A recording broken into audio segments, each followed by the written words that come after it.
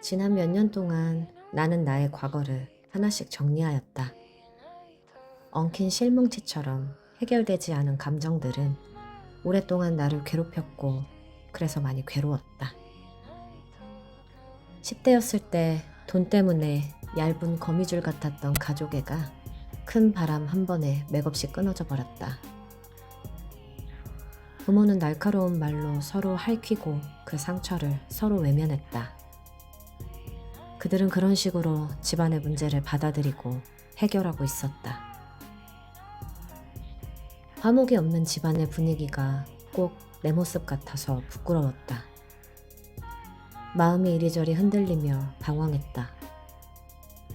나는 그렇게 세상 앞에 위축된 채로 찬란한 20대를 맞이하게 되었다. 그때 나는 그저 갓 교복을 벗은 어린 어른이었다. 어디에도 속상하고 답답하고 불안한 마음을 꺼낼 곳이 없던 어린 어른이었다. 그런 나를 스스로 지켜야 하는 어린 어른이었다. 다행히 내 주변에는 생각이 바르고 마음이 착한 친구들이 있었다. 덕분에 대학 생활에 집중할 수 있었다. 나는 그저 평범한 가정 안에 살고 있는 그들을 부러워했다. 그래서 나의 우울함과 불안이 새어나오지 않도록 밝은 척, 괜찮은 척, 강한 척 포장을 했다. 그냥 그들에게 느껴지는 안정감이라는 울타리에 나를 넣고 보호하고 싶었다.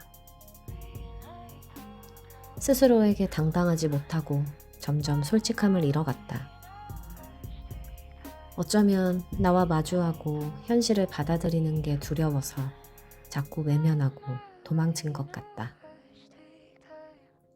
결국 나라는 존재는 나다움이라는 궤도를 이탈하며 겉돌기 시작했다. 내가 뭘 하고 싶은지도 모른 채 남들 따라 취직을 하고 취향도 의미도 없이 이것저것 소비를 하고 타인의 행복을 기웃대며 따라하고 SNS에 잘 사는 척, 행복한 척하며 세상이 만들어 놓은 삶의 기준에 나를 끼워 맞추려고 애를 썼다. 그렇게 내게 주어진 찬란한 20대를 덧없이 흘려보냈다. 그리고 반갑지 않은 30대를 겨우 맞이했다. 집안의 분위기와 부모의 모습은 아무것도 변한 게 없었다. 직장을 여러 번 옮겼다. 사실 적응을 못하고 도망치듯 나왔다.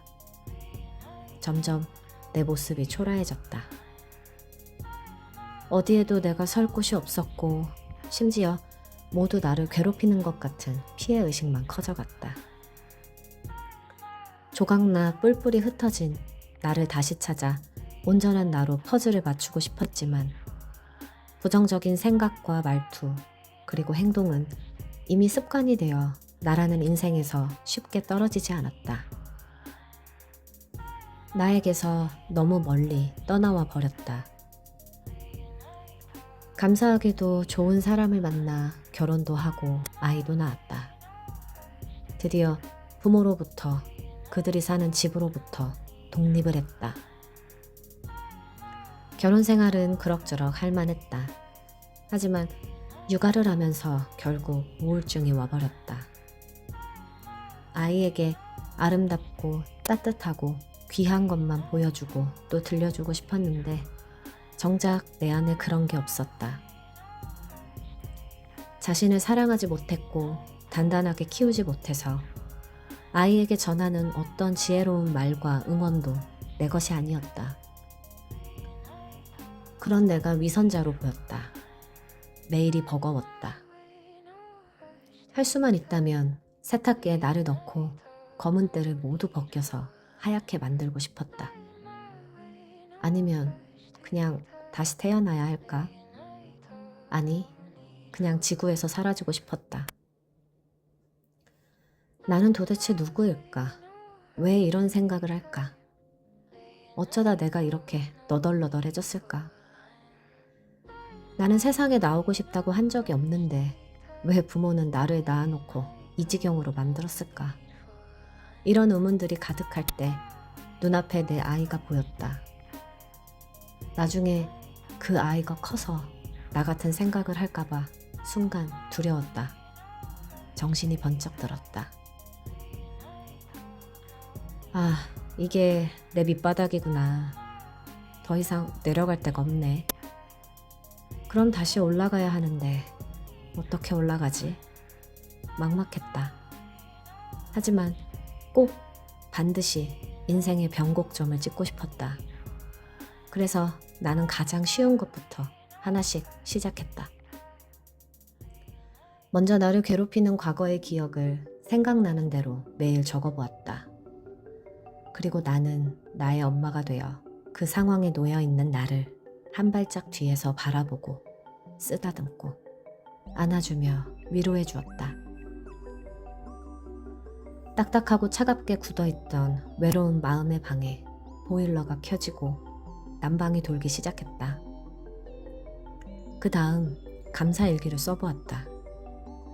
처음엔 내가 가진 것에 대한 감사함을 일부러 억지로 떠올리는 게 쉽지 않았지만 그렇게 매일 천천히 생각을 쌓아가다 보니 감사의 기준과 조건이 점점 낮아지고 일상의 소소한 것들의 의미가 더 커지는 것을 느꼈다. 난방이 돌던 내 마음의 방에 한쪽 커튼이 걷히고 따스한 햇빛이 들어왔다. 나는 그곳에 자꾸 좋은 것을 채워주고 싶었다. 그래서 독서와 필사를 시작했다. 육아로 인해 혼자 있는 시간이 거의 없었기에 나만의 시간을 만들었다. 새벽 5시, 내 마음의 방에 불을 켠다. 그리고 식탁에 앉아 책을 읽기 시작했다. 다양한 이야기와 인물로부터 공감을 느끼고 위로를 받으며 밑줄을 긋고 글로 옮겨보았다. 문장과 단어의 의미를 곱씹어보며 오로지 내 속도에 맞춰 한 장씩 넘겼다. 생각에 집중하기 시작했다. 작지만 의미 있는 행동의 반복으로 나에 대한 신뢰가 조금씩 회복되었다. 세상으로부터 나를 손절시켰었는데 조금씩 나가고 싶은 자신감이 생겼다. 그래서 천천히 달려보았다. 이제는 몸의 소리에도 귀를 기울이게 되었다. 좋은 습관들을 만들며 축적된 시간은 삶의 중요한 가치를 깨닫게 했고 그 가치를 소중히 지키기 위한 마음가짐과 태도를 배우게 했다.